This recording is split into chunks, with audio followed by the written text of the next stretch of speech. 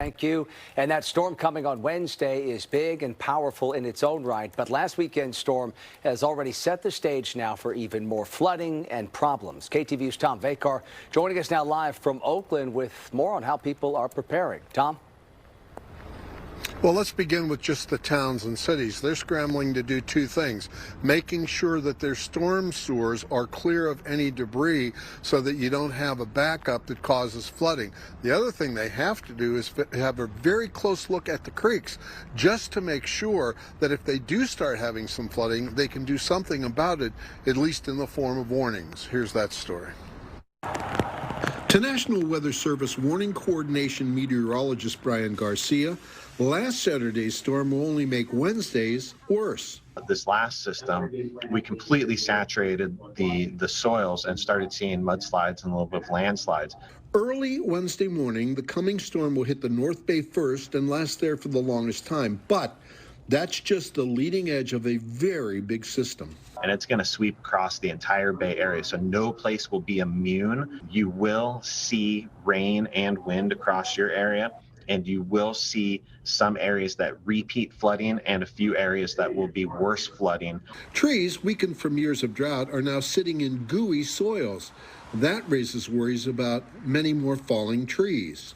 Now we have saturated soil, so it's almost like they're sitting in porridge to some degree. So now when we put wind on it, we can more easily take trees down, knock branches off. That means more power outages and danger to people, structures, and roads below those trees. It also means more and worse flooding because of saturation. From its emergency command center, PG&E is directing crews doing restorations from the weekend storm, but is also out looking at vegetation near power lines to minimize branches touching or falling onto them. And in advance of a storm like this, in a lot of the areas, we do some extra tree trimming to be even more prepared for these high winds, the wet weather. It's also ramping up its own crews and getting mutual aid given the coming storm's potential consequences. Right now, we have about 1,300 PG&E employees who are supporting the storm, and we're also bringing in crews from Southern California Edison. They're arriving today, and they're going to help with our restorations efforts.